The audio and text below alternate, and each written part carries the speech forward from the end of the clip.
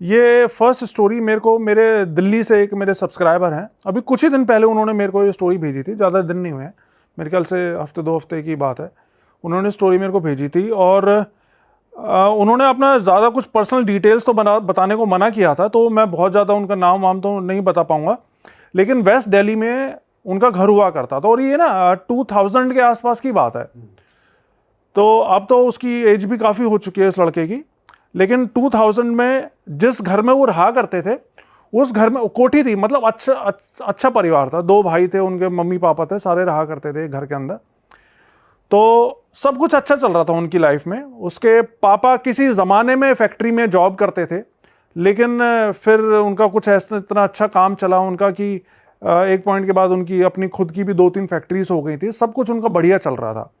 और उस घर में, जिस घर में उनके साथ ये सब इवेंट्स हुए थे, उस घर में रहते हुए भी उनको 10-12 साल हो चुके थे और सब कुछ बढ़िया चल रहा था उनका। फिर क्या हुआ, 2000 के आसपास में उस लड़के का जो बड़ा भाई था ना, उसकी शादी की एज हो गई थी। तो उसके पापा ने बोला कि भाई अब लड़के की एज तो हो ही रही है और सब कुछ अच्छा चल रहा है घर पे, तो इसके लिए एक लड़की ढूंढ ली जाए। तो उसकी शादी करवाने के लिए रिश्ता वो ढूंढने लग गए।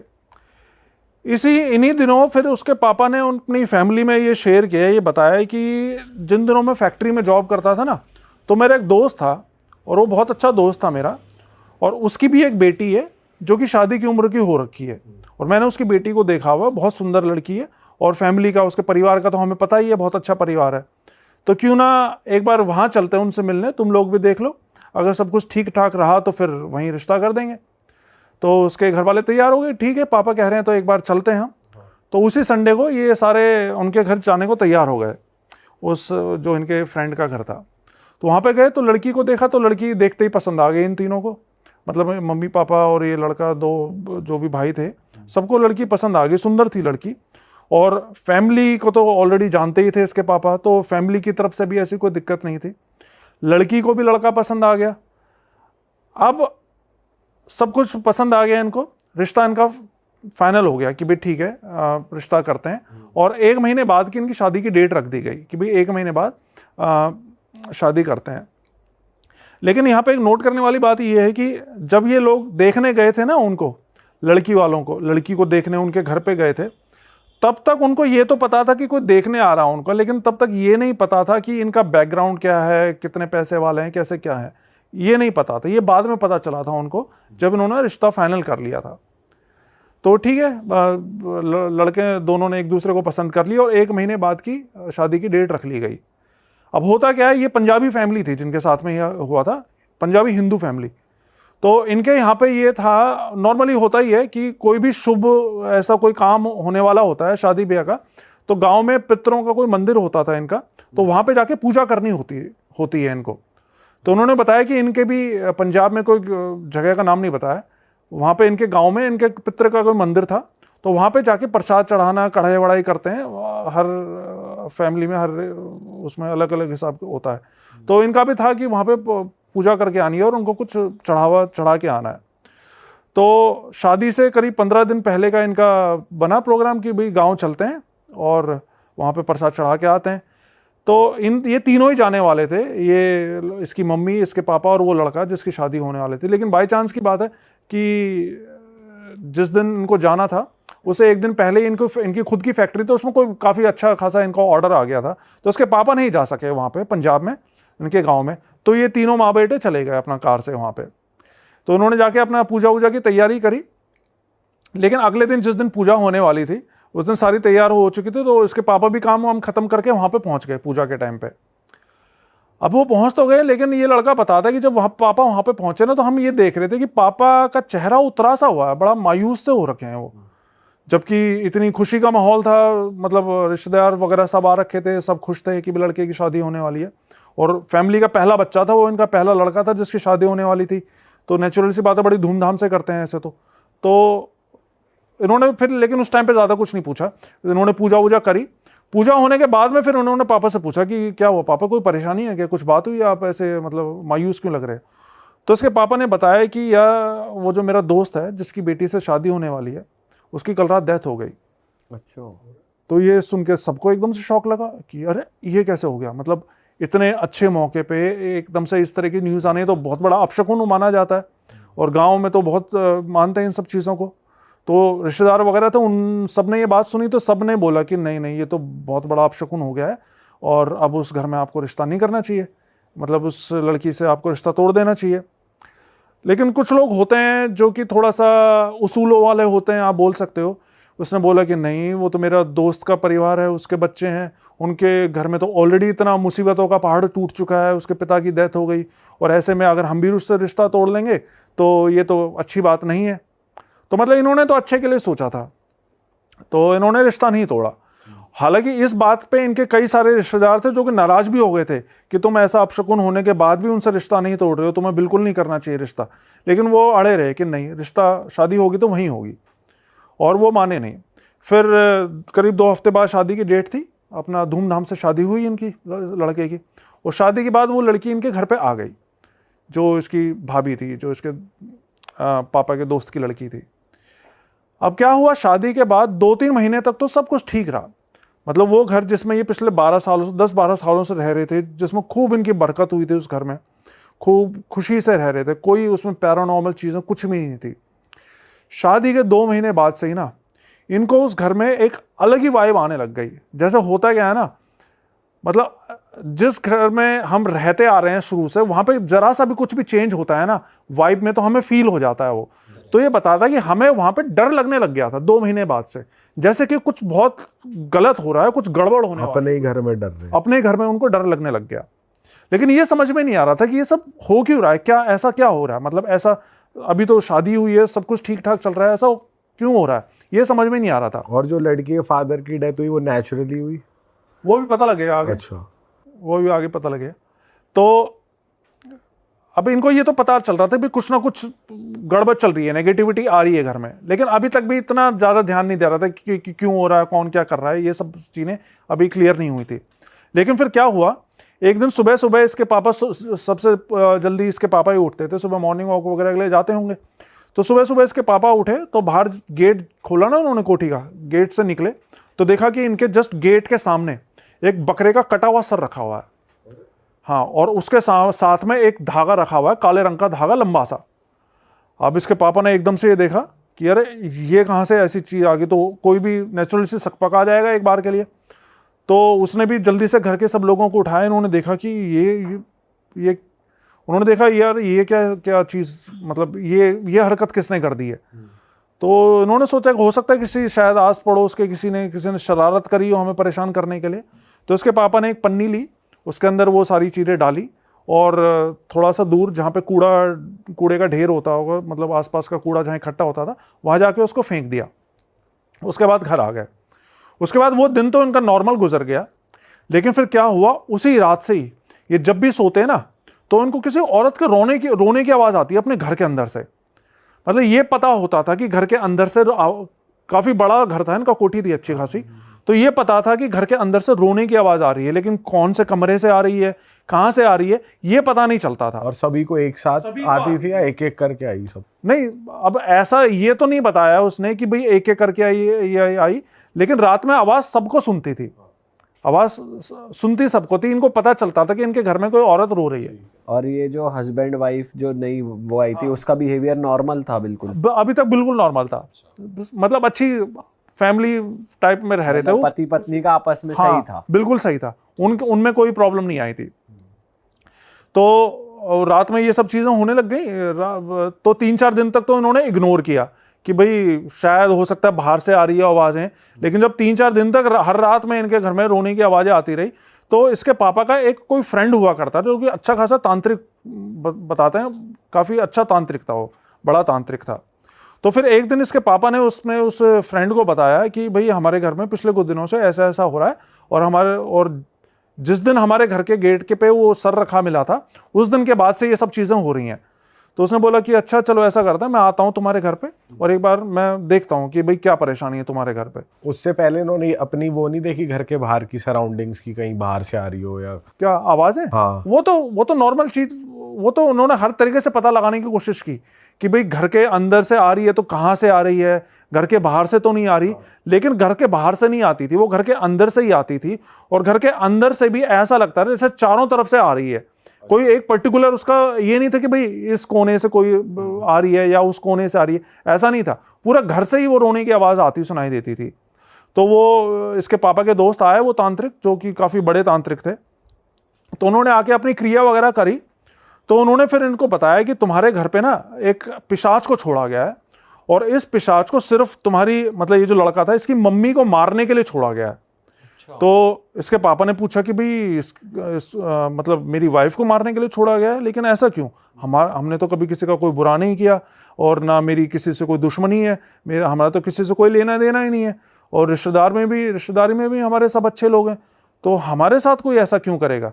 तो उसने बोला कि इसका तो मैं अभी जवाब नहीं दे सकता हूँ, अभी पहले मेरे को एक क्रिया करके इसको वापस भेजने दो पिशाच को, इसके बाद मैं 2-4 दिन बाद तुम्हें बताऊंगा कि किसका क्या धरा है। तो बोला ठीक है। फिर उसने अपनी क्रिया वगैरह करी, जो भी चीज़ें थी, और उस पिशाच को वापस भेज दिया। और पिशाच को भेजने के लिए कई तरह की चीज़ें भी उन्होंने मांगी थी, मिठाइयाँ, कई तरह की मिठाइयाँ, जो भी नॉर्मल तांत्रिक क्रियाएं होती हैं, उस तरीके से करके उन्होंने पिशाच को वापस भेज दिया। अब क्या हुआ, ये 3-4 दिन बीत गए। इसके बाद से वो रात में जो रोने की आवाज़ आती थी ना, वो आनी बंद हो गई। अब फिर से पहले जैसा सब कुछ नॉर्मल हो गया। लेकिन फिर 3-4 दिन बाद क्या हुआ, फिर से एक सुबह इसके पापा सो के उठे ना, तो इनका जो दरवाजा था, जो मेन गेट, वो खोल के जैसे बाहर निकले तो देखा कि सामने फर्श के ऊपर एक हरे रंग का बड़ा सा कपड़ा रखा हुआ है, और उसके ऊपर मांस के लोथड़े से पड़े हुए हैं, और खून के छींटे पड़े हुए हैं वहां पे।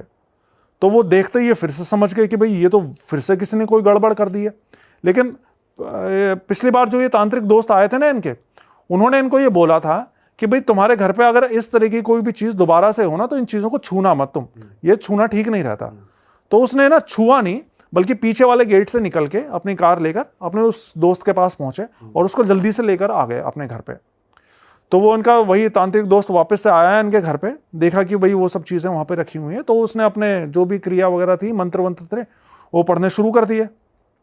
लेकिन इस बार क्या हुआ, जैसे ही उसने मंत्र पढ़ना शुरू करा ना, उसको खून की उल्टी हो गई वहीं की, अरे भाई तांत्रिक को। और जबकि वो अच्छा खासा शक्तिशाली तांत्रिक था, उसको खून की उल्टी हो गई। और खून की उल्टी होते के साथ ही वो तो उल्टे पाँव वहीं से भाग गया। उसने कहा कि भाई मैं अभी कुछ नहीं कर सकता हूँ, मेरे को यहाँ से जाना होगा, और वो फिर वहाँ से घर से भाग गया। अब वो चला गया तो वो तो सब चीज़ें वहीं पड़ी हुई थी, मांस के लोथड़े उथड़े अभी भी घर के सामने पड़े हुए थे। फिर ये बताता है कि इसके पापा ने फिर से एक पन्नी ली, और वो सब चीज़ें उठाई, एक पन्नी में बांध के साथ में जो गंदी नाली थी उसमें फेंक दिया। लेकिन फिर उसी रात को इनके साथ में पता है क्या हुआ, रात में जब ये लोग अपने अपने कमरों में सो रहे थे ना, तो इनको घर के बाहर जो इनका वो तो हॉल था, जहाँ पे इनकी सारी डाइनिंग टेबल कुर्सियाँ उर्सियाँ रखी हुई थी, इनके सारी की सारी चीज़ें ऐसे उठ मतलब ऐसे हवा में उड़ने लगी जैसे कोई उठा उठा के उनको पटक रहा हो बुरी तरह, दीवारों से टकराने लगी, चकनाचूर होने लगी, किचन में जितने बर्तन थे सारे इधर उधर होने लग गए, हवा में उड़ रही है सारी चीजें। मतलब चीज ऐसे ऐसे जैसे मैं ये जैसे कप रखा हुआ है, इस कप को मैं उठा के दीवार पे फेंक के मारूंगा ना, तो इस तरीके से हो रहा था जैसे कोई उठा उठा के फेंक रहा है चीजों को। तो ये बताता है कि हमें उस वक्त ऐसा लग रहा था जैसे हमारे घर के अंदर पूरी कोई भूतों की भूचाल आ गया हो। हाँ, भूचाल आ गया, भूतों की पूरी फौज घुस गई है हमारे घर में, तो ऐसा लग रहा था हमको। और मदद वाला कोई था नहीं, क्योंकि एक वही थे तांत्रिक, और रात में ये मेरे ख्याल से 2-3 बजे की बात है जब इनके साथ में ये सब हो रहा था। तो जैसे तैसे पूरे मतलब एक कमरे के अंदर सारे के सारे दुब के रहे, और फिर जब सुबह दिन निकला ना, फिर इन्होंने जाके हॉल में देखा तो पूरे हॉल का सामान सारा तहस नहस हुआ पड़ा था। तो इसके पापा फिर से उस अपने दोस्त के पास गए, क्योंकि इनको समझ में आ गया था कि भाई ये तो कोई बहुत ही बड़ी मुसीबत घर में घुस गई है। तो ये अपने दोस्त के पास गए, तो दोस्त के पास गए तो देखा कि उसकी तो वैसी मरने की जैसी हालत हो रखी थी उसके दोस्त की, मतलब उसकी ऐसी हालत हो रखी थी वो बोल भी नहीं पा रहा था ठीक से। तो इसने अपने दोस्त को बताया सारी बात कि जी हमारे घर में तो ऐसा ऐसा हुआ, हमारा तो सारा सामान तहस नहस हो गया, और तुम भी वहाँ से उस दिन भाग गए थे, तो कुछ तो बताओ हमारे घर में ऐसी कौन सी चीज़ घुसाई है, कुछ तो हमारी मदद करो। तो उसने तांत्रिक ने बताया कि तुम्हारे घर में कोई भूत वूत नहीं आया है, तुम्हारे घर में एक सुलेमानी जिन को छोड़ा गया है। एक जिन है, सुलेमानी जिन, हाँ, जिन्नात की भी अलग अलग कैटेगरीज होती हैं, उसमें एक सुलेमानी जिन बताया जाता है। जब मैंने ये स्टोरी सुनी थी ना, तब मेरे को एक अलिफ लैला, आपको याद आता हो शायद, याद होगा, तो आया करता था अलिफ लैला, उसमें हुआ करता था एक कैरेक्टर सुलेमानी जिन। वो सुलेमानी जिन बताते हैं ऐसा कि ये जिन्नों का सरदार होता है और उसमें बहुत बहुत ताकतवर होता है ये, मतलब बहुत शक्ति होती है, इसको हराना बहुत मुश्किल होता है, इसको काबू में करना। तो उसने बताया कि ये सुलेमानी जिन है और इसको कोई काबू में नहीं कर सकता और ये तुम लोगों की मौत बन के आया है, इसको सिर्फ तुम लोगों को मारने के लिए भेजा गया है यहाँ पे और इससे अब तुम लोग बच नहीं सकते। तो उसके पापा ने उसको बोला कि भाई मेरे तो बच्चे हैं साथ में, मेरी तो फैमिली है, अगर तुम ही कुछ ऐसे बोलोगे तो फिर मैं कहाँ जाऊँगा। तो उसने बताया कि भाई देखो मैं तो कुछ नहीं कर सकता हूँ, लेकिन चूंकि तुम्हारी पूरी फैमिली की ज़िंदगी का सवाल है तो मैं तुमको एक रास्ता बता सकता हूँ। उसने बताया कि शिमला में एक जगह पड़ती है नालागढ़, और वहाँ पे एक बाबा है जिनको पीपल वाले बाबा करके बुलाया जाता है। तो उसने बोला कि वो एक अघोरी बाबा है, अगर तुम जा सकते हो तो जल्द से जल्द उन बाबा के पास जाओ, अगर तुम्हारी कोई जान कोई बचा सकता है ना तो सिर्फ वही बचा सकता है, नहीं तो तुम्हारा बचना बहुत मुश्किल है। और अगर आने वाली पूर्णिमा या अमावस्या पता नहीं क्या बताई थी, तब तक ये तुम सबको एक एक करके मार डालेगा, क्योंकि इसको ऐसा नहीं है कि तुम लोगों को परेशान करने के लिए या तुम्हारा बिजनेस चौपट करने के लिए भेजा गया है, इसको सिर्फ तुम लोगों को मारने के लिए ही भेजा गया है। वैसे अभी तक किसी फैमिली मेंबर को कुछ वैसे कुछ नहीं हुआ? नहीं, अब नहीं, अभी फिजिकल हार्म फैमिली में किसी को नहीं हुआ था, लेकिन वो पहले वाला जो पिशाच था उसके लिए उसने बताया था कि माँ को मारने के लिए भेजा है, लेकिन ऐसा अभी तक सेफ थे, मतलब मरे नहीं थे, कोई भी फैमिली में डेथ नहीं हुई थी। तो उसने कहा कि एड्रेस दिया उसका बाबा का, तो ये लोग उसी शाम को फिर वहाँ पे नालागढ़ जाने के लिए निकल गए। मतलब जो इनका बड़ा वाला लड़का था जिसकी शादी हुई थी कुछ दिन पहले, और उसके पापा, ये 2 लोग गए थे, बाकी इसकी मम्मी और छोटा वाला लड़का और इसकी भाभी, वो तीनों घर पे ही थे। तो रात में ही निकल गए, और अब दिल्ली से तो शिमला जाने में कई घंटे लग जाते हैं ना, तो रात में फिर एक जगह ये लोग थोड़ा सा रेस्ट करने के लिए, कुछ खाना वाना खाने के लिए एक ढाबे पे भी रुके थे। और ये बताते हैं कि इस ढाबे पे ये रुके, खाना वाना खाया, लेकिन उसके बाद जब इन्होंने गाड़ी स्टार्ट करी तो इनकी फिर गाड़ी भी स्टार्ट नहीं हो। मतलब इन्होंने, ऐसा नहीं था कि वो उस गाड़ी में कोई खराबी थी या कोई पुरानी गाड़ी थी, अच्छी भली गाड़ी थी, चलती कंडीशन में थी, बिल्कुल अच्छे से चला के लाए थे, लेकिन वहाँ पे इनकी गाड़ी स्टार्ट होने का नाम नहीं, मतलब 1 घंटा लग गया इनको, हर तरह की कोशिश कर ली लेकिन गाड़ी स्टार्ट नहीं हो रही इनकी। फिर इसके पापा ने किसी तरह अपने गाड़ी के अंदर हनुमान चालीसा वगैरह लगाई तो इनकी गाड़ी अपने आप स्टार्ट हो गई। और मतलब ये सुनने में थोड़ी सी फिल्मी बात लग सकती है कि हनुमान चालीसा लग, लेकिन ऐसा होता है, ऐसा बहुत सी स्टोरीज में बहुत से व्यूअर्स ने मेरे को बताया कि ये चीज़ें, जैसे इस तरह के कोई भी भूतिया रास्ते होते हैं ना, कोई भी पैरानॉर्मल एंटिटीज होती हैं, तो वो इस तरीके से करती हैं, वो आपकी गाड़ी बंद कर देंगी, बाइक बंद कर देंगी, लेकिन फिर आप कुछ अपने किसी देवी देवता को याद करोगे तो एकदम से छोड़ देती हैं वो चीज़ को, वो स्टार्ट हो जाती है। तो जैसे तैसे फिर इनकी गाड़ी स्टार्ट हुई, फिर ये ऊपर, मतलब वो ऊपर की तरफ पड़ता है बताते हैं एरिया, तो ऊपर की पहाड़ों की तरफ जाए, एक तो वैसे मतलब 2000 में तो वहाँ पे इतना अच्छा भाई रोड्स वगैरह नहीं बनी होंगी। तो जैसे तैसे ये पहुँचे ऊपर, तो ऊपर पहुंचने के बाद में मतलब सुबह के 4-5 बज गए थे, दिन निकलने वाला था। फिर एक कोई दुकान वाला था, कोई शायद चाय के खोखे वाला था, उससे उन्होंने पूछा कि भाई हमको जो है पीपल वाला बाबा के पास जाना है। तो उसने बोला कि भाई थोड़ा सा आगे जाके ना, वहाँ पे आपकी गाड़ी का रास्ता तो नहीं होगा, आपको गाड़ी खड़ी करनी होगी, वहाँ से आपको पैदल आगे जाना होगा। तो उसने बोला ठीक है। तो आगे गए तो वहाँ पे सही में फिर एक जगह जाके रास्ता रुक गया था, वहाँ से जंगल स्टार्ट हो गया था। तो वहाँ पे इन्होंने गाड़ी अपनी मतलब पार्क कर दी और वहाँ से दोनों पैदल पैदल अंदर की तरफ जाने लग गए, जंगल से अंदर। वहाँ पे ये बताते हैं जाते हुए कि उस जगह पे ना इनको जंगल के बहुत से जंगली जानवर भी दिखाई दिए, खतरनाक जंगली जानवर, लेकिन किसी भी जंगली जानवर ने इनका कोई नुकसान नहीं पहुँचाया। तो फिर कुछ दूर चलने के बाद में इनको एक खुला सा एरिया दिखाई दिया और वहाँ पे एक त्रिशूल गड़ा हुआ था। तो जब इन्होंने त्रिशूल गड़ा हुआ देखा तो इनको थोड़ा सा जान में जाना है कि हाँ चलो हम सही रास्ते पे आए, हो सकता है यहाँ पे बाबा मिल जाए। तो थोड़ा सा और आगे जाने पे इनको एक छोटा सा मंदिर टाइप कोई बना हुआ था, उसके सामने एक बाबा इनकी तरफ पीठ करके बैठे हुए थे और अपना जैसे ध्यान वो होता है ना, ध्यान मुद्रा होती है, उसमें बैठे हुए थे। तो ये पीछे जाके उसके खड़े हुए, तो बिना बाबा ने इनकी तरफ देखे, बिना कुछ बोले, बिना कुछ पूछे, उसने बोल दिया कि अच्छा तुम दोनों आ गए बच्चा, तुम्हारे घर पे जिस जिन को भेजा हुआ है उस जिन को, मुझे पता है तुम्हारे घर पे किसी जिन को भेजा हुआ है तुम्हें मारने के लिए, लेकिन कोई बात नहीं, तुम यहाँ पे आ गए हो तो अब सब ठीक हो जाएगा।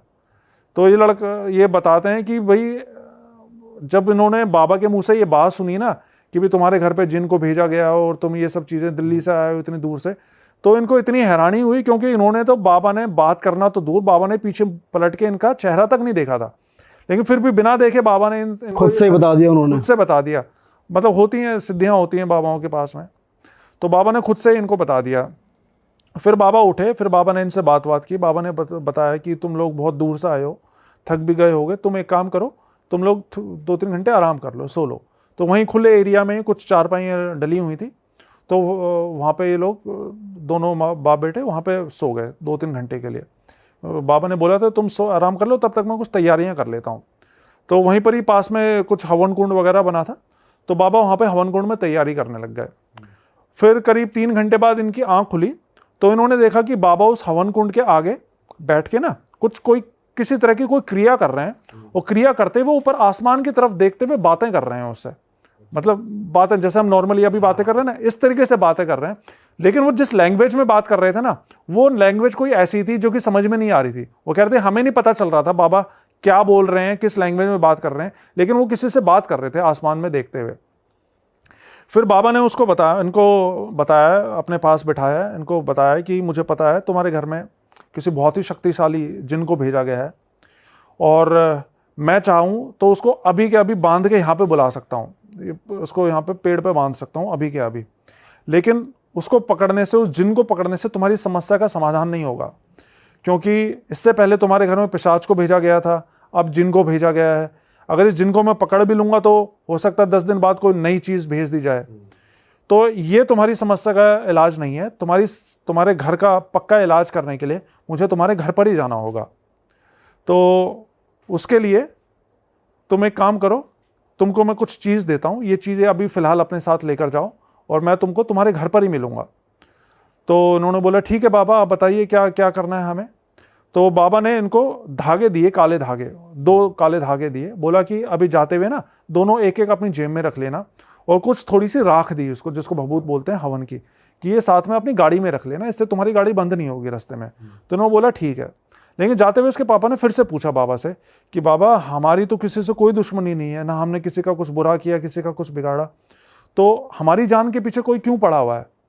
तो बाबा ने बोला कोई बात नहीं, फिक्र मत करो बच्चा, तुम्हारे सारे सवालों के जवाब मिल जाएंगे, मैं तुम्हारे घर पे आऊँगा, उसके बाद तुम्हें सब सवालों के जवाब मिल जाएंगे। तो इसके बाद सुबह सुबह का ही टाइम था, वो ज़्यादा देर नहीं हो रखी थी। तो वहाँ से निकले घर के लिए, और शाम के टाइम पे जब ये पहुँचे घर पे, तब तक अंधेरा होने वाला था। तो जब ये पहुँचे ना घर पे अपने, तो देखा कि जो इनके घर के सामने एक पार्क था, तो वो बाबा ऑलरेडी उस पार्क में बैठे हुए हैं। अच्छा, इनके पहुंचने से हाँ, पहले। इनके पहुंचने से पहले। तो ये देख के इनको और हैरानी हुई कि अरे ये बाबा, मतलब बाबा ने इनका एड्रेस नहीं पूछा था, बाबा ने सिर्फ ये बोला था तुम पहुंचो घर, मैं तुम्हारे घर पर ही मिलूंगा। और बाबा इनके पहुंचने से पहले ही इनके घर पे पहुंच गए। तो वाकई में कोई बहुत ही सिद्ध बाबा रहे होंगे। तो फिर इन्होंने देखा कि बाबा तो वहीं पार्क में बैठे हुए हैं, तो उन्होंने बाबा को पूछा अरे बाबा आप यहाँ पे कैसे पहुँच गए।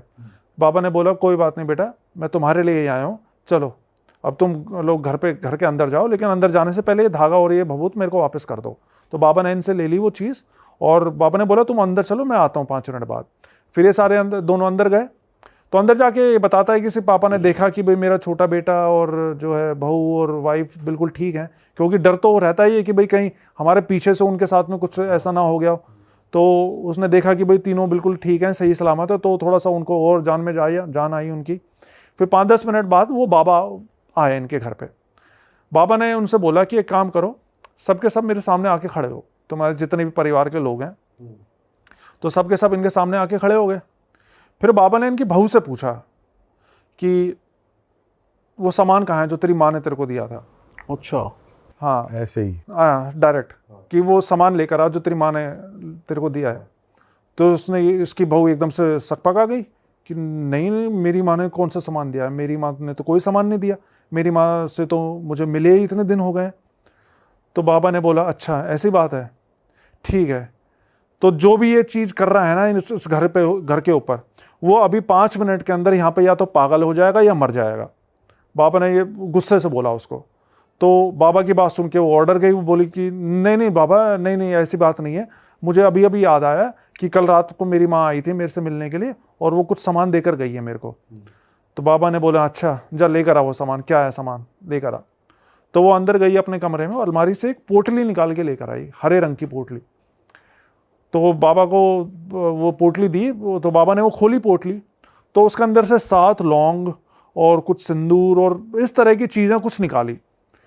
फिर बाबा ने जब वो चीज़ें निकाली ना, फिर बाबा ने उसके ऊपर चिल्ला के बोला कि क्यों मारना चाहती है तू उन लोगों को, बता।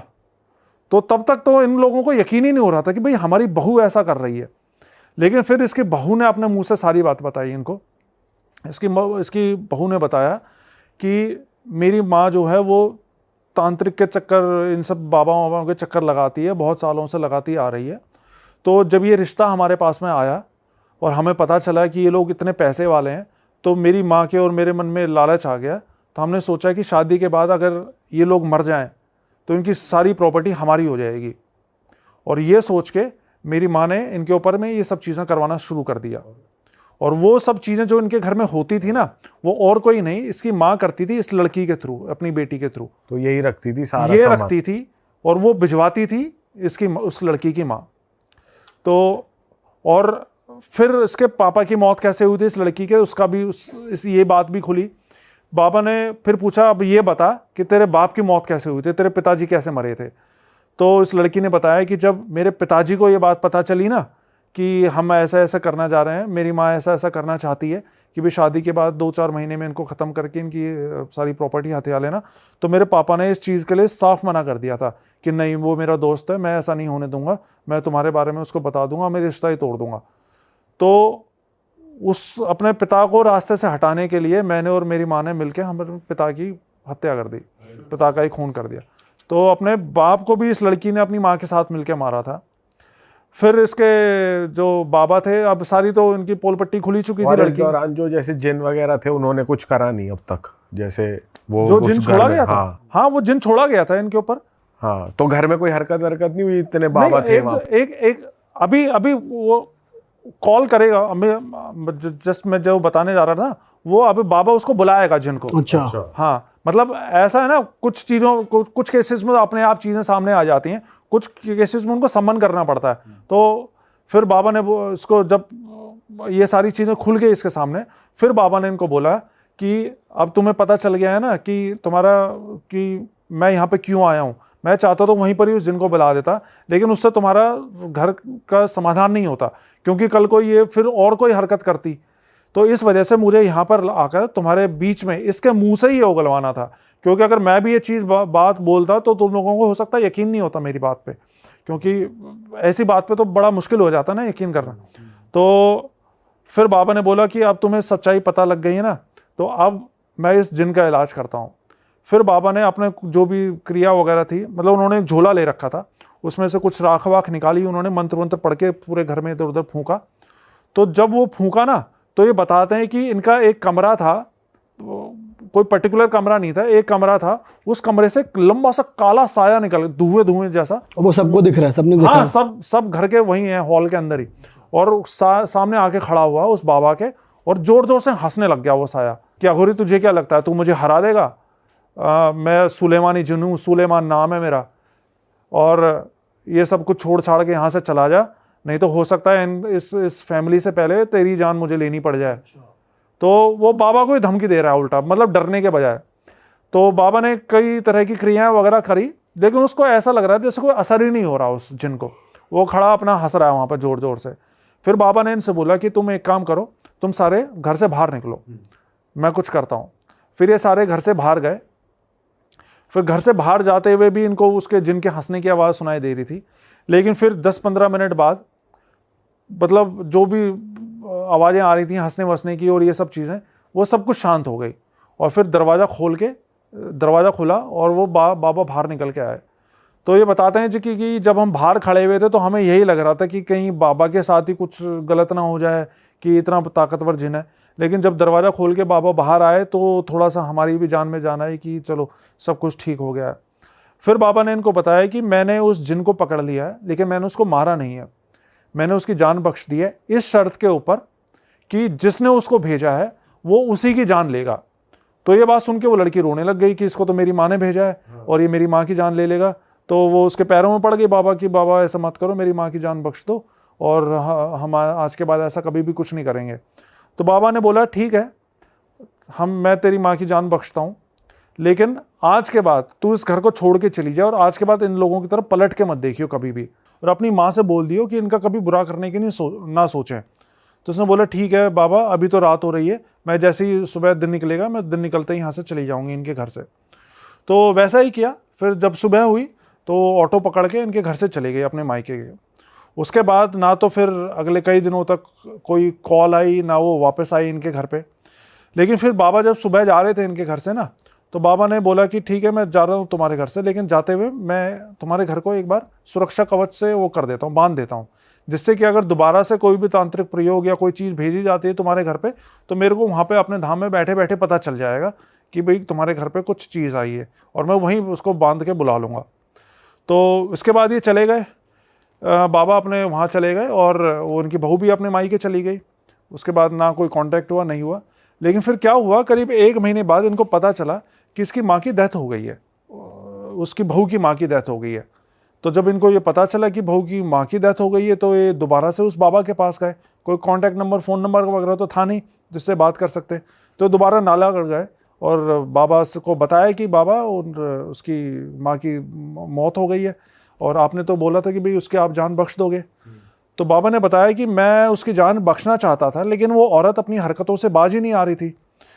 उस दिन जब वो उसकी लड़की चली गई तुम्हारे घर से, उसके बाद उसी रात को उसने एक बानो नाम की चुड़ैल को तुम्हारे घर पे भेजा था। लेकिन चूंकि तुम्हारे घर पे सुरक्षा कवच लगा हुआ था, तो उसको वो अंदर घुस नहीं पाई, और उसको बांध के मैंने यहाँ पे बुला लिया। और उसके बाद भी वो आए दिन कभी कुछ और कभी कुछ तुम्हारे घर पे वो चीज़ें छोड़े जा रही थी, वो बाज नहीं आ रही थी। मैंने उसको बहुत कोशिश करी समझाने की इन सब चीज़ों से बाज आ जा, लेकिन वो नहीं मान रही थी। इसलिए आखिर में मुझे इस जिन को छोड़ना ही पड़ा। और जैसे कि इसने वादा कर रखा था जिन ने कि जाते ही उसी की जान लेगा जिसने इसको भेजा है, तो इसने सबसे पहले उसी की जान ले ली। तो ये थी ये पूरी स्टोरी। सिर्फ लालच की वजह से वो, मतलब अच्छा भला करते हैं लोग ऐसे लालच की वजह से। भाई वैसे ही सब कुछ तो था ही, उसके बाद शादी तो हो ही गई। शादी हो गई थी, वो उस घर में ही आ गई थी। मालकिनी थी वो एक तरीके से घर की। बट उसके माइंड में ये था ना कि सारी प्रॉपर्टी मेरी हो जाए, इन सभी को निपटा दूं, सब कुछ ही मेरा हो जाए, मैं ही मालकिन बन जाऊं, कोई पूछने वाला ही ना हो सब कुछ। लेकिन वही ना, लालच का बुरा नतीजा। भाई एक और इंटरेस्टिंग चीज़ है आपके साथ कि आप इंडिया के बाहर भी होकर आए हो। मतलब इंडिया में तो आपने पूरा कोने कोने नाप ही दिए, आप रशिया में गए हो। भाई मैं चाहता हूँ वहाँ का क्या कॉन्सेप्ट है, ज़रा कुछ बताओ, वहाँ क्या एक्सपीरियंस था? इसका कंसेप्ट ये था और एक मोटिव भी था भाई कि इंडिया के भूतों की प्रॉब्लम तो मैं समझ गया हूँ, आप कह सकते हैं कि कोई घर से परेशान था, किसी को मुक्ति चाहिए थी, किसी की विशेस फुलफिल नहीं हुई थी, ये जो कॉमन रीज़न, किसी की अनटाइमली डेथ किसी हो की गई, अनसर्टेन डेथ हो गई।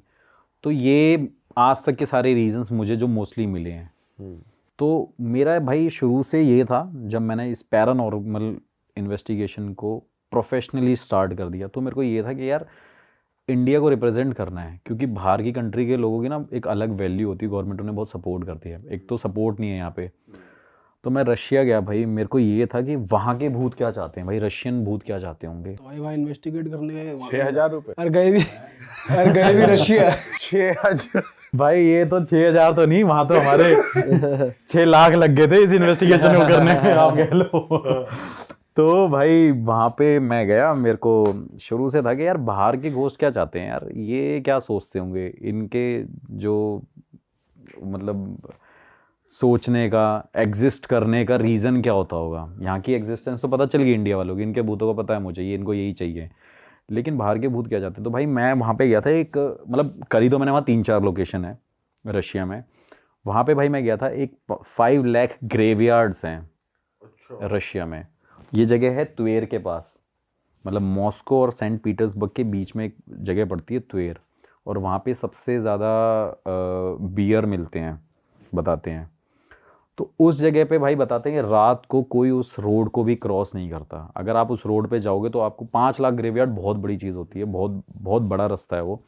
तो भाई मैं अपने वहाँ लोकल फ्रेंड्स के साथ गया, उनको मैंने इनवाइट किया, मैंने भाई मेरे साथ चलना पड़ेगा क्योंकि ये जगह तो जानी है। क्योंकि उन्होंने मेरे को बताया कि इस ग्रेवयार्ड के पास लोग ना घोस्ट को चलते हुए देखते हैं, लोगों को रोड पे आत्माएं नज़र आती हैं और आवाज़ें आती हैं, पुलिस भी वहाँ पे घूमती नहीं है भाई। तो वहाँ पे उन्होंने कार स्टॉप करी, कार स्टॉप करने के बाद भाई मैं सीधा ग्रेवयार्ड के अंदर चला गया। अब मैं वहाँ गया हूँ, वहाँ जाने के बाद भाई मुझे स्मेल आ रही है, बहुत ज़्यादा स्मेल आ रही थी, और ग्रेवयार्ड भी एक नहीं थी भाई, हज़ारों थी, और गलती से मेरा पैर भी उन पे पड़ रहा था क्योंकि अंधेरा बहुत था, जंगलों के बीच में था। तो भाई जब मैं वहाँ गया, देखा वो लोग मुझे फ़ोन कर रहे हैं, वो भाई घबरा गए क्योंकि मैं 10 मिनट तक तो अंदर ही था जहाँ पे इंसान नहीं जाते। दिन में भले ही चले जाएं, लेकिन रात को कोई हिम्मत नहीं करता वहाँ पे, क्योंकि पुलिस ही नहीं जाती उस जगह पे। भाई वहाँ पे मैं इन्वेस्टिगेशन करने के लिए फिर मैंने वहाँ के लोकल पर्सन को बुलाया कि भाई ये ट्रांसलेट करेगा, क्योंकि भाई वो तो रशियन ही समझेंगे। तो भाई वो ट्रांसलेट कर रहा है। ऑल्दो मुझे वहाँ पे ये चीज़ नहीं मिली कि वहाँ पे कोई स्पिरिट है उस टाइम पे, क्योंकि इनके साथ एक और भाई ऐसी चीज़ है कि ज़रूरी नहीं है कि कोई भी घोस्ट स्पिरिट अपनी एग्जिस्टेंस आपको उस टाइम पे प्रूव करे ही करे। हो सकता है आज नहीं करना चाहती, सेकंड टाइम करे, क्योंकि नॉर्मली भी होता है ना, मैं आपको बोलूँ यार मेरे साथ यहाँ चल रहे, आप मना कर दोगे, मैं फिर दूसरे दिन आपको अप्रोच करूँगा भाई मेरे साथ चल रहे यहाँ पे, तो बोलोगे चल यार इसने कल बोला था तो चल लेते हैं। तो ये भी रीज़न हो सकता है। लेकिन वहाँ पे एक नेगेटिविटी, मैं अकेला बंदा नहीं हूँ बताने वाला, पूरा रशिया और पूरा तुएर जानता है कि वहाँ पे भाई घोस्ट भटकते हैं। लेकिन वहाँ पे जो सबसे बड़ी चीज़ होती है वो है ब्लैक मैजिक। अच्छा, हाँ वहाँ भी करते हैं लोग? भाई वहाँ तो सबसे ज़्यादा करते हैं। इंडिया में तो लोग ब्लैक मैजिक क्या कर रहे हैं, वहाँ के जो ब्लैक मैजिक करते हैं आप तो भाई अंदाज़ा भी नहीं लगा सकते हो। वहाँ का भी सेम रिचुअल है जैसे भाई सेम रिचुअल तो मैंने यहाँ पे बहुत बड़े घटिया से देखे हैं, लेकिन वहाँ का रिचुअल जो मैंने देखा है वो मैंने शायद कभी देखा ही नहीं है। मैं आपको वीडियोस भी शेयर करूँगा, अब ये वीडियोस देखना, आपको पता चल रहा होगा कि वहाँ पे एक हस्बैंड वाइफ दोनों साथ में जा रहे हैं उस ग्रेवयार्ड में। ये रियल वीडियो है जो पुलिस वालों ने वहाँ पे पकड़ा, क्योंकि लाइट जल रही थी और दूर पुलिस तो रहती है लेकिन उस ग्रेवयार्ड के आसपास नहीं रहती।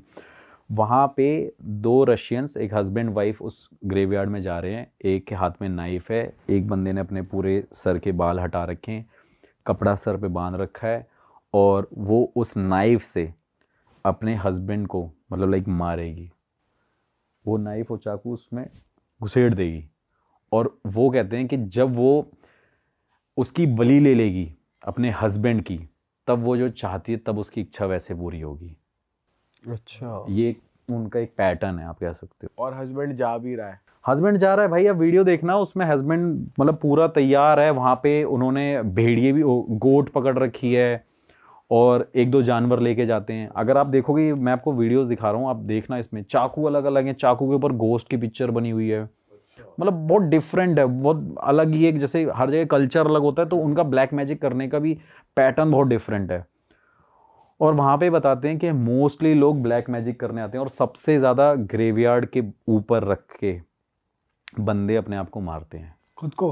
हाँ, कहते हैं कि उनकी विशेष तभी पूरी होंगी जब तो वो ये ऐसे जैसे sacrifice हस्बैंड करेंगे। को एक तरीके से उसने कंट्रोल कर लिया कि वो उसके साथ जा रहा है और मरने को तैयार है कि भाई हाँ भाई तो यही तो ब्लैक मैजिक करने का उनका पागलपन है। तो जो बंदे और ये जो बंदे खुद को मारते हैं, तो वो जान से नहीं मारते अपने आप को, नहीं, जान से ही मारते हैं। तो विशेष क्या पूरी करेंगे फिर जब मरी कुछ होगा भाई, उनका थॉट प्रोसेस अलग है। कहते हैं ना कि भाई अब जैसे कई जगहों पे बोलते हैं कि अपने आप को मार लो हमें जन्नत नसीब होगी, ऐसी बातें बोलते हैं। तो भाई वो अपने आप को मारते हैं, तो उसके बाद उन्हें लगता है जो वो चाहते हैं। कुछ लोग इसलिए भी मारते हैं कि वो हेवन में डायरेक्ट चले जाए, हेवन में एंटर कर दें, क्योंकि कई लोगों को ऐसा लगता है कि भाई हमने बहुत बुरे कर्म कर रखे हैं, अब हमें हेवन चाहिए, और हेवन पाने का शायद ये एक सिंपल वे है, तरीका है। तो भाई रशिया में इस तरह की चीज़ें सबसे ज़्यादा होती हैं। मतलब लाइक ये बहुत अलग एक्सपीरियंस था। मैंने वहाँ पे ऐसी चीज़ें देखी, वहाँ पे नाइफ पड़े हुए थे। जब मेरे ट्रांसलेटर ने, मतलब वो फ्रेंड ही था मेरा, उसने मुझे बताया कि भैया देखो ये नाइफ पड़ा हुआ है यहाँ पे, लोग यहाँ पे रस्सियाँ बांध के आते हैं, लोग यहाँ पे लाइक बकरियों को बांध के ले आते हैं, कोई डॉग को लेके आता है, उनका सर काटते हैं और उसके बाद वहाँ पे रखते हैं, और फिर वो रिचुअल करते हैं जो एक्चुअली करते होंगे। मुझे नहीं पता वो प्रोसेस क्या है, लेकिन प्रोसेस में ये सब होता है, ये मुझे पता है कि ये सारी चीज़ें होती हैं। भाई आपको कोई दिख जाता करता हुआ यार? भाई अगर मेरे को दिख जाता तो मैं सच में पकड़ लेता जाके, क्योंकि मुझे बड़ा शौक है। मैंने आपको बताया कि मैं टेढ़े रास्ते बहुत अपनाता भाई हूं। आप पे चला देता चक्कू छुरी। कोई बात नहीं भाई, अब और वो तो बोलता भी रशियन है। तो भाई हम फिर कहते हैं ना, हम भी यूपी वाले हैं भाई, तो हमें भी हम भी किसी से डरते भाई नहीं वहां हैं तो भाई। अपना वेपन भी नहीं था आपके पास। भाई वेपन नहीं था, लेकिन इतने कमजोर नहीं है भाई कि डर जाएं। अगर कमजोर होते और ये सब चीजें सोचते तो आज इस फील्ड में नहीं होते, क्योंकि पूरे इंडिया में ऐसी ऐसी जगहों पे रात को भाई जेलों में भी बंद रहे हैं, पुलिस वालों ने भी पकड़ा है, मारे भी हैं, पिटे भी हैं, सब कुछ किया है। इस फील्ड में घुसना कोई आसान बात नहीं है भाई। लोग, हाँ, अगर कोई फेक वीडियोस बनानी है, that is a different thing भाई। क्या आप कहीं भी किसी भी ग्राउंड में वीडियो बना दो, खेतों में वीडियो बना दो, लाइक बहुत सारे लोग बहुत से पैरानॉर्मल इन्वेस्टिगेटर ये कर रहे हैं, फेक वीडियोस बना रहे हैं। भाई उनको ना पैसा कमाना है, मुझे इज्जत कमानी है। और दूसरी चीज़ ये है कि ये चीज़ें ना भाई हटानी है लोगों के माइंड से। और दूसरी बात ये है कि भाई इंडिया को रिप्रेजेंट करना है यार। ऑल्दो मेरा भी मन करता है भाई, मैं भी गाने लिख के बैठा हूँ कि मैं भी अपने गाने निकाल लूँ। इतना ठीक ठाक तो दिखते हैं हम भी कि गाने निकाल लें, कभी कुछ कर लें। बहुत सारी चीज़ें पड़ी हुई हैं। मैं दुबई भी रहा, मेरे को था वहाँ पे भी इन्वेस्टिगेशन करूँगा। मैं दुबई सेटल होने के लिए भी गया, लेकिन मैं वापस आ गया। मेरे दिल ने गवाही नहीं दी, मैं अपना पैशन कैसे छोड़ दूँ। और भाई वो कॉन्सेप्ट भी पता चला, जैसे यहाँ के भूतों का तो है कि भाई इच्छा पूरी नहीं हुई या ये नहीं हुई, तो वहाँ के उनका क्या इशू रहता है? उनका भाई मतलब एक्चुअली मैंने इतना डीपली स्टडी नहीं किया, लेकिन वहाँ पे जो मुझे बताया गया वो ये होता है कि भाई वो गोस्ट सबसे ज़्यादा ना अटैक करने के उसमें रहते हैं। बाहर के भूतों में ये है कि वो अटैक ही करना चाहते हैं। वो हमेशा किसी को खुश नहीं देखना चाहते, हमेशा एग्रेशन में रहते हैं, हमेशा सबको एग्जिस्टेंस अपनी प्रूव कराएंगे। क्योंकि आपने बहुत सारी वीडियोस में भी देखा होगा कि मोस्टली फॉरेन की वीडियोस में कुछ ना कुछ टेबल हिल रही होती है, आवाज़ें आ रही होती हैं। ये चीज़ें इंडिया में नहीं होती इतनी जैसे ज़्यादा। भाई इंडिया में भी होती हैं, मतलब अपनी एग्जिस्टेंस तो प्रूफ कराते हैं ऐसे नेगेटिव, लेकिन ऐसा नहीं होता कि भाई सोफा ही हिल गया, टेबल ही हिल गई। आपने देखी होंगी फॉरेन की वीडियोस, उसमें टेबलें हिल जाती हैं। मैंने नहीं देखी थी भाई, एक व्हील चेयर थी, उस हाँ। पर कोई बैठा नहीं होता और एक बंदा वीडियो बना रहा है गेट पे से, हाँ, और वो थोड़ी देर में अपने आप उसकी तरफ से चल के आती है और वो फट के उसकी एकदम भाग के तो जाता है ये वो इंडिया दूसरी में तरफ। ऐसा नहीं है। लेकिन ऐसी वीडियोस मेरे पास एक भी है, मैंने पहले भी शेयर करी हुई हैं। अमेरिका में मेरी एक फ्रेंड रहती थी, वो उसको बड़ा शौक था भाई ये ऐसी ना चीज़ों को मतलब देखने का। उसके जितना भी मतलब लाइक बाहर, घर के बाहर का जो ग्राउंड था, पार्किंग यार्ड था, वहाँ पे वो ना ऐसी एक्टिविटी को बहुत फील करती थी। तो वो मुझे वहाँ से वीडियोस भेजती थी। उसमें भाई कोई वाइट शेडो दिख रही है इंसान की पूरी, कोई वाइट शेडो घूम रही है। और उसने मेरे से एक वीडियो शेयर करी है, शायद उस पर आप भी बिलीव ना करो, लेकिन भाई ये फैक्ट है और ये सच है कि वो लेडी का डॉग ना बाग कर रहा है, और जैसे ही वो विंडो के पास जो कर्टन्स को ऐसे मूव कर रही है, और वहीं पे वो जब अपने फ़ोन को ले जा रही है वीडियो रिकॉर्ड करते करते कि कुत्ता भौंक क्यों रहा है, तो सामने दिख रहा है भाई पूरी एलियन शेप में वहाँ पे कोई खड़ा हुआ है। वो वीडियो मैं आपको दिखा दूंगा। वो लगा देंगे इस पे यहाँ पे ना। हाँ लगा देना, और आप दिखाना भाई, आप खुद नहीं बताओगे एडिटिंग है। बड़े बड़े एडिटर भी बोल रहे हैं कि अगर ये फेक वीडियो है। और एक भाई एक 60 मतलब लाइक 55-60 अराउंड उसकी एज है, वो क्या एडिटिंग करेगी, ऑलरेडी उसको क्या ज़रूरत है। वैसे उसने डाली हुई है वो फोटो, मेरे पे भेजी हुई है, मेरे को दिखा, मेरे पास है वो वीडियो। तो भाई ऐसी चीज़ें हैं। तो बाहर क्या है, बाहर एग्जिस्टेंस सबसे ज़्यादा प्रूफ होती है और वो शो भी करते हैं। लेकिन यहाँ पे क्या है, कुछ नहीं बोलते। यहाँ पे हम इमोशनल बहुत है ना, यहाँ के यहाँ गोस्ट पे तो जबरदस्ती बुलवाना पड़ता है भाई, क्या चाहती है तू, इमोशनल क्यों बहुत है जा- ना, गोस्ट इमोशनल बहुत है भाई, बहुत इमोशनली। भाई जैसे लोग होके वो गुजरते हैं वैसे ही उनका नेचर होता है। बाहर के लोग थोड़े लोनली, थोड़े बोल्ड ज्यादा होते हैं, उन्हें किसी से मतलब नहीं होता। बाहर के लोग इतने इमोशनल होते हैं, वहाँ के, यहाँ के इमोशनल बहुत ज़्यादा है, वहाँ के नहीं है।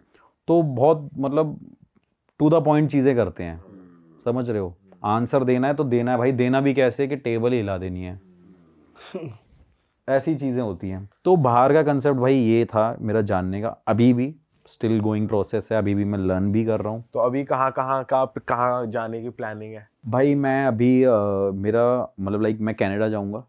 तो कनाडा में बहुत सारी हॉन्टेड थाईलैंड प्लेसेस भी हैं। तो बता रहे थे, वहां भी हो क्या रखा? थाईलैंड में भाई हाँ, एक मतलब लाइक वहाँ पे शिप पार्क होते हैं, जो मतलब शिप को क्या बोलते हैं मेरे उसको एग्जैक्ट, डॉक हाँ।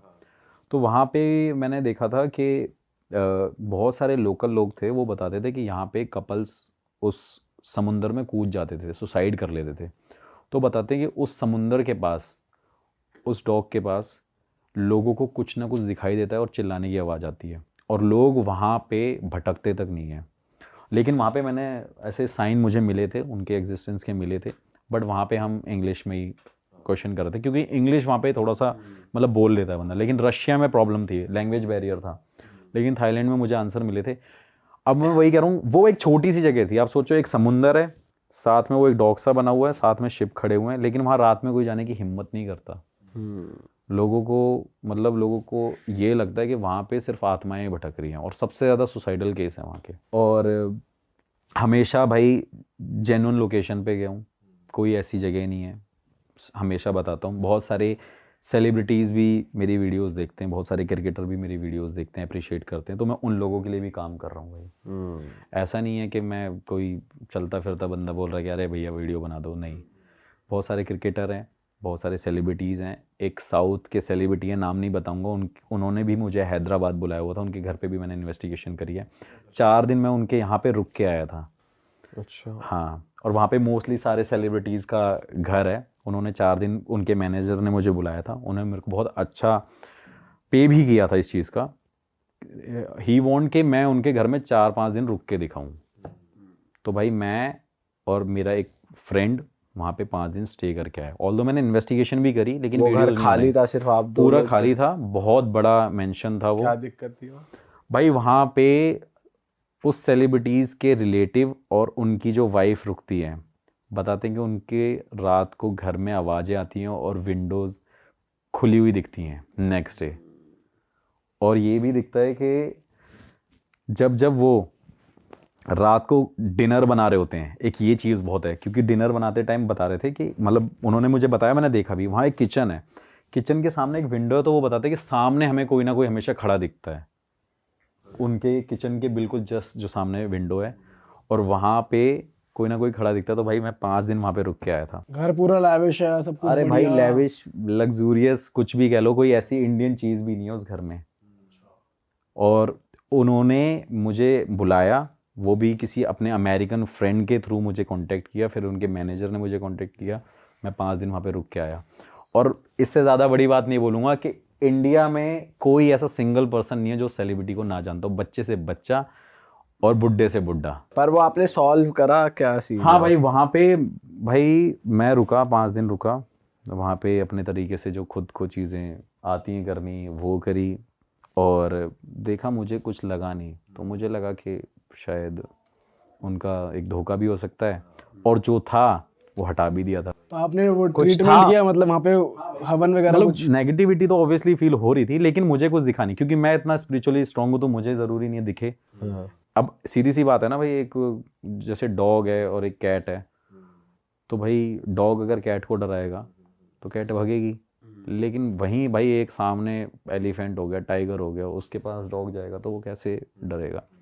तो वही सेम पैटर्न आप मेरे ऊपर अप्लाई कर सकते हो और कह सकते हो कि भाई मेरे को डर नहीं लगा, नेगेटिविटी फील हुई थी। तो आपने वो ठीक कर दी? फिर वहाँ पे उनके लिए मैंने पूजा कराने के लिए यहाँ से 8 पंडित भेजे थे उनके मेंशन में। हाँ, 2 दिन तक उन्होंने कंटिन्यू करी वो पूजा, फिर मैं गया था। फिर वो पूजा कराने के बाद वो घर ठीक हो गया, और भाई अच्छे कांटेक्ट भी हैं।